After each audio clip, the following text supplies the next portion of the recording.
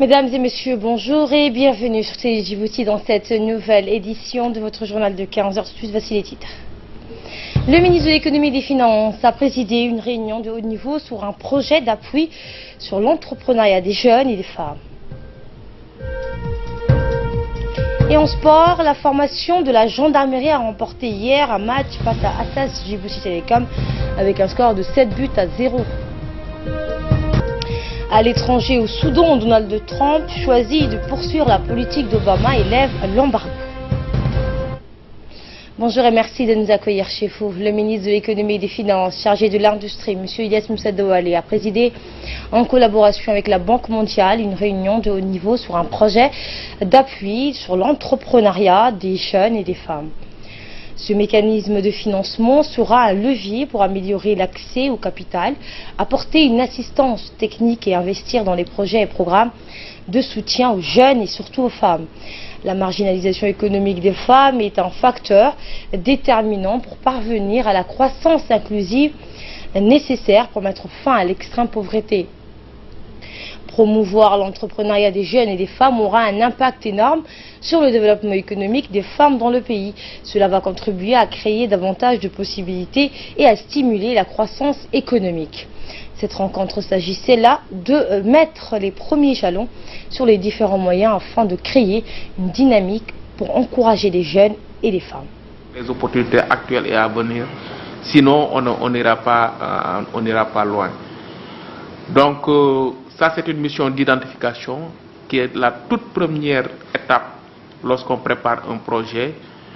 C'est un processus qui va prendre quelques mois et lorsqu'on aura fini, on va commencer la mise en œuvre de ce projet.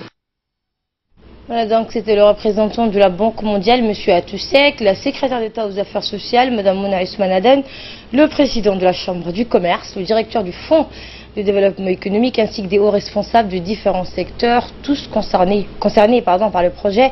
L'entrepreneuriat des jeunes ont participé à cette réunion.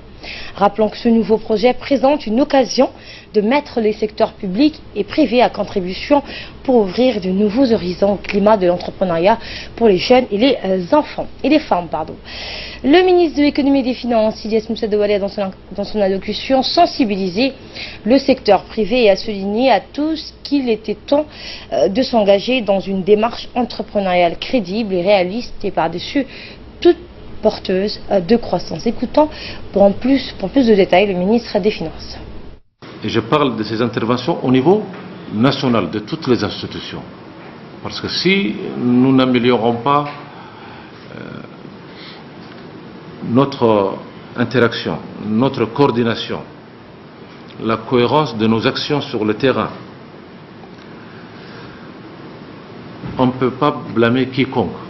Et encore moins solliciter le soutien de nos partenaires. Donc on a un travail à la maison entre Djiboutiens à faire. On crée un emploi à Djibouti, on doit être heureux de cet emploi. Et on sera encore plus heureux quand il y a un emploi qui est créé à travers un effort collectif. Il s'agit de cela. Ça veut dire le public, c'est-à-dire les institutions publiques, mais également le secteur privé. Pour que ces emplois soient créés, on a dit que ces emplois seront créés de plus en plus du secteur privé. Ce n'est pas le secteur public qui va créer. Cette vérité, il va falloir la répéter également. Et l'administration encore plus vraie. Mais il y a d'autres opportunités qui existent, comme des risques qui existent également. Comment on doit minimiser ces risques et élargir ces opportunités qui s'offrent à nous.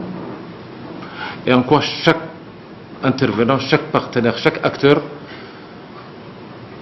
peut avoir une action positive autour de cet objectif essentiel, c'est-à-dire donner de l'espoir à ce futur de ce pays. Parce qu'il s'agit de cela. En attendant que ces emplois et ces opportunités nous parviennent, en attendant que nous créions ces emplois en nombre suffisant pour diminuer toutes ces problématiques, on a besoin d'occuper nos jeunes. Les jeunes diplômés comme les jeunes non diplômés. On les occupe avec quoi?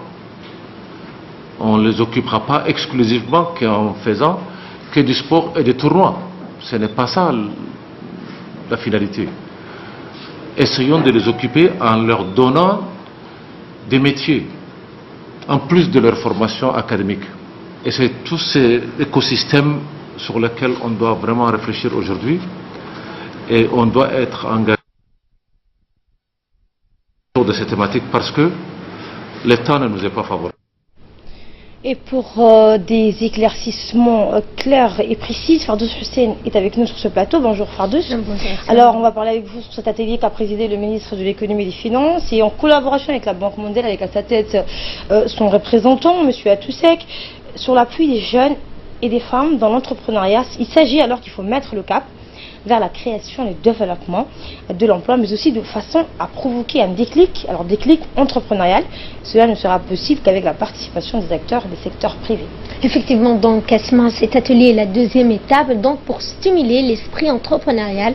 Rappelons que le 18 et 20 février de l'année dernière, le ministre de l'économie et des finances avait organisé une séance donc au Palais du Peuple sous l'égide du chef de l'État des journées donc nationales de l'entrepreneuriat avec une thématique centrale, la jeunesse, l'entrepreneuriat ou la croissance et l'emploi. ont cristallisé donc les conférences et les débats animés donc par des pénalistes, des personnalités publiques, mais aussi des partenaires internationaux comme l'appui donc apporte la Banque mondiale.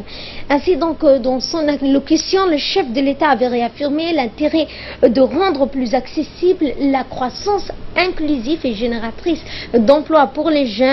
Cette dynamique et la main donc invisible va affluer sur la croissance économique, à la fois donc un pari gagné. Donc il a fait part d'une, donc il a exhorté le département concerné donc ainsi que d'autres départements à déployer tous les moyens pour que notre pays puisse aller de l'avant donc et les jeunes donc plus s'impliquer dans le domaine entrepreneurial. Un an plus tard, donc, le gouvernement a suivi ces directives de l'insertion des jeunes dans le domaine de l'entrepreneuriat. Pour ce faire, le ministre des Finances, donc, Ilyas Moussa Douale, s'est adressé au secteur privé dans un discours qui s'inscrit à Asma, donc dans une vision résolument positive à l'avenir. Il a également rappelé que les jeunes doivent être les principaux acteurs du changement décisif de la société djiboutienne. Voilà donc un discours qu'on a écouté à l'instant du ministre de l'économie et la place de la Banque mondiale dans ces changements, dans tout ça là. Asma, donc la place de la Banque mondiale contribuera donc à appuyer financièrement nos futurs entrepreneurs. Donc n'a pas hésité à mobiliser plus d'1 milliard de dollars pour promouvoir l'entrepreneuriat des jeunes, mais surtout des femmes qui sont lésées donc dans ce domaine. Rappelons donc en leur donnant accès au marché, au réseau dont elles ont besoin pour assurer le démarrage d'une activité plus prospère donc de leurs activités qui seront génératrices de revenus pour ces femmes. Effectivement, alors d'où vient cette idée au final? Cette idée, donc, les pays initiateurs de cette idée, de ce dispositif sont les États-Unis. Donc, à leur côté se trouvent des entités internationales donatrices de fonds de démarrage d'activités entrepreneuriales. Merci Fardous Hussein pour ces éclairages. Dans le reste de l'actualité, le secrétaire d'État à la jeunesse et au sport, M. Hassan Mohamed Kamil, s'est rendu hier au village de Sagalou afin de distribuer un lot des ballons. Le ministre a profité pour visiter le terrain de foot, mais aussi l'ancienne école primaire où il a été enseignant à un moment dans son passé. Dès son arrivée, un accueil chaleureux a été réservé au secrétaire d'État. Fort est de constater que cette visite fut pour le secrétaire d'État à la jeunesse et au sport une occasion de vivre la nostalgie d'une enfance passée, d'écouter les doléances donc de la population, des jeunes de cette localité et les assurer de son soutien indéfectible pour les aider à s'épanouir et à développer le sport. Une visite qui retrouve ses attraits parce que le présent semble être parfait pour le secrétaire d'État passionné du sport et nourrir ses ambitions tant envisagées et ses profonds désirs de changer les choses afin de satisfaire les attentes de ces jeunes dans quel que soit le domaine. Et enfin, le secrétaire d'État a procédé à la distribution d'un lot des ballons afin d'encourager les jeunes à pratiquer davantage le foot qui suscite l'enthousiasme et autorise plus de prouesses. Sport toujours, je vous le disais en titre, à Tadjoura, la formation de la gendarmerie a remporté hier après-midi avec un score de 7-0. La Ville-Blanche, qui s'est tenue au stade de la Ville-Blanche, la finale de la Supercoupe de Djibouti en s'imposant face au camp adverse d'Assas Djibouti Télécom. L'équipe victorieuse a réalisé un exploit inédit du début à la fin du match. C'est dans cette optique que le secrétaire d'État à la jeunesse et au sport et ses collègues de la communication, de la décentralisation et du commerce se sont déplacés vers Tadjoura, la ville blanche, afin de participer à cette finale de la Supercoupe. Arrivés donc la veille, les ministres et leurs proches collaborateurs ont passé la nuit donc au Corto Maltese. Un match tant attendu par les spectateurs passionnés du ballon rond, la combativité sur le terrain, des contrées monstrueux de deux équipes et surtout le désir ardent de gagner fait que ce match reste inoubliable. Le numéro 13 et 21 de la gendarmerie sont des joueurs galactiques et à la fois l'espoir pour les spectateurs qui sont venus en masse et qui les obligeaient à donner le meilleur d'eux-mêmes. Notons enfin que la finale de la Supercoupe de Djibouti a vu la participation de nombreuses personnalités, dont le secrétaire d'État à la jeunesse et au sport, M. Hassan Mohamed Kamil, ainsi que plusieurs autres membres du gouvernement. Et surtout, ont participé à ce match je vais y arriver, le colonel de la gendarmerie nationale, Zakaria Hassan Aden, le préfet de la région, M. Abdul Malik Mohamed Benoïta, le président du conseil régional Tadjoura, le préfet de la région de Bok, ainsi que des nombreux jeunes donc venus en masse pour suivre ce match. Et à l'issue de la cérémonie, les officiels ont procédé, comme à l'accoutumée, à la remise des trophées pour l'équipe de la gendarmerie qui a remporté cette finale de la Supercoupe avec un score terrible de 7-0. La vitesse du jeu et les prouesses qui l'autorisent, l'enthousiasme que suscite un match, des moments très émotions, des émotions fortes, donc même hostiles, entre équipes adverses. Tout cela se traduisait dans un rythme plus ou moins fort par les deux équipes rivaux qui n'avaient cessé d'éveiller en nous cette passion que nous nourrissons pour les ballons ronds. Et suivons ces quelques réactions recueillies à l'issue de ce match. Nous sommes à Tadjoura pour la Supercoupe. Il faut savoir que la Supercoupe a été jouée l'année dernière à l'Issébié dans un très bon cadre. Et c'est toujours dans le cadre de la politique du chef de l'État pour décentraliser le sport. Aujourd'hui, c'est chose faite. Et puis, lorsqu'il y a des populations qui se déplacent comme ça, la région revit en sport, revit en activité, et c'est une bonne chose aussi pour Tadjoura. Maintenant, nous avons des équipes qui se déplacent, nous avons Ali Sabié et Tadjoura qui ont des terrains. Je pense que la fédération, ils vont le dire, je pense, et le championnat aussi va être déplacé.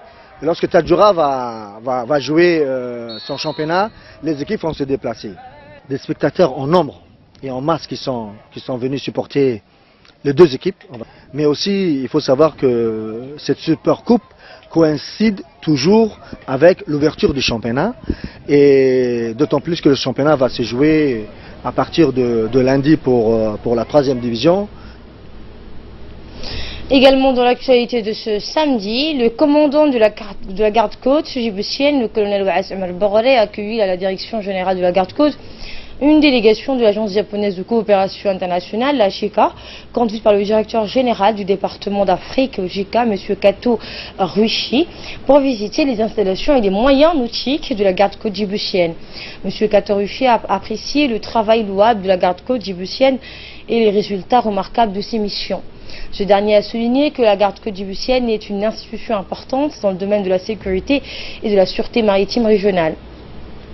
Il a également félicité le colonel Waïs Omar Borré, commandant de la garde côte djiboutienne, pour son travail honorable réalisé dans un laps de temps et à la contribution de son précieux expérience professionnelle afin que la garde côte djiboutienne puisse être à la hauteur pour contrer les défis régionaux. M. Kator-Ruichi s'est réjoui de l'excellence de ces relations et a souhaité les voir se développer davantage. Le colonel Waïs Omar Borré a salué pour sa part les soutiens inestimable rendu à la garde côte djiboutienne dans le domaine des matériels de recherche et de sauvetage, ainsi qu'aux formations en matière de la sécurité et de la sûreté maritime. Il a remercié également la coopération de la JICA pour le soutien permanent. Et suite à ces échanges, M. Kator-Ruichi a pu profiter d'une visite en mer pour voir les installations côtières et leurs zones d'opération de la garde côte djiboutienne. Et santé, pour clore l'actualité nationale, dans le souci permanent d'étendre et d'améliorer la couverture médicale dans les zones rurales les plus reculées, l'équipe mobile de l'hôpital régional d'Ali Sabié s'est rendue respectivement à Hindi et à Léli, sous la houlette du docteur Suleiman. Objectif, atteindre ces contrées isolées pour y dispenser des soins curatifs et préventifs en profit de la population des localités environnantes. En effet, l'équipe mobile composée d'infirmiers, de pharmaciens, de sages-femmes et de laborantins a prodigué des soins à un grand nombre des habitants. Plus de 139 consultations adultes, 78 enfants en consultation pédiatrique, 31 enfants vaccinés et 26 femmes enceintes en consultation prénatale ont pu bénéficier des soins de santé de base de la part de l'équipe mobile d'Ali Sabié. Malgré les pistes et piteux états et de l'éloignement des sites, l'équipe mobile brave chaque jour des difficultés pour atteindre et subvenir aux besoins médicaux des nomades en transhumance dans cette partie de la République. À noter que l'équipe mobile effectue périodiquement des rotations selon un planning préétabli pour atteindre toutes les localités qui sont visitées au moins une fois par mois. Et c'est l'heure de retrouver l'appel à la prière. Je vous retrouve tout de suite pour l'actualité internationale. Restez avec nous. Allahu Akbar, Allahu Akbar. Allahu Akbar, Allahu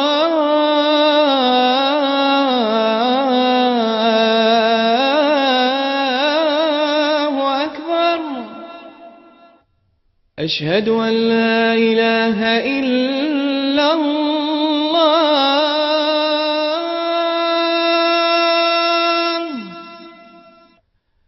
أشهد أن لا إله إلا الله.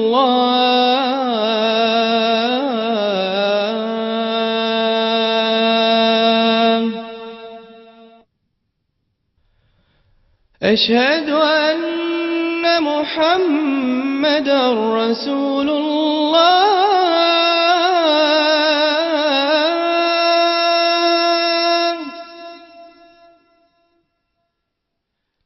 أشهد أن محمدًا رسول الله.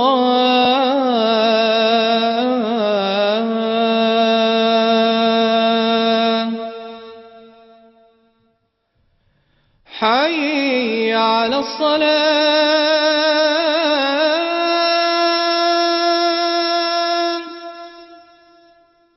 حي على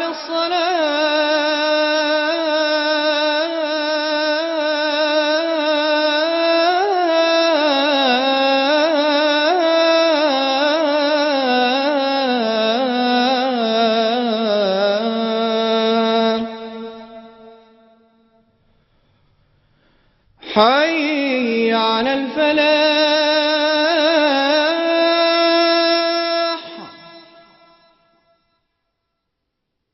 حي على الفلاح.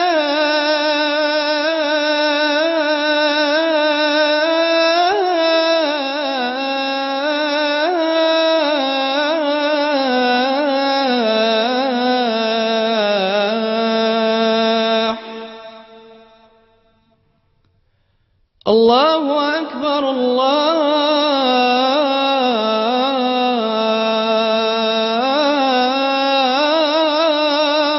أكبر.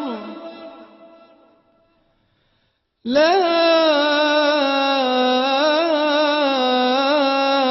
إله إلا الله.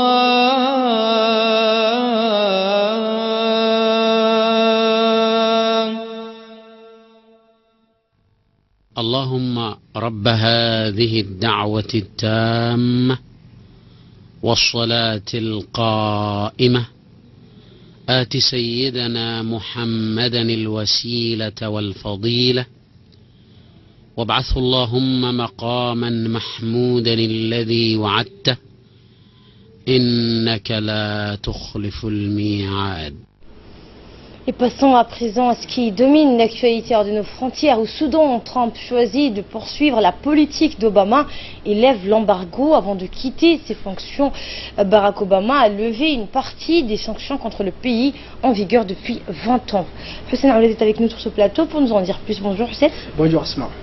Et donc effectivement l'administration Trump a entériné la levée formelle de l'embargo économique et vieux de 20 ans à l'encontre du Soudan, poursuivant ainsi une politique de détente vis-à-vis de Khartoum amorcée par l'ancien président Barack Obama. La levée de cet embargo contre le Soudan est l'un des rares des dossiers sur lesquels le président Donald Trump a choisi de poursuivre la politique de son prédécesseur. Quelques jours avant de quitter la Maison Blanche en janvier, M. Obama avait levé une partie des sanctions contre le Soudan pour une période probatoire de 6 mois. Et aux États-Unis, l'enquête se poursuit.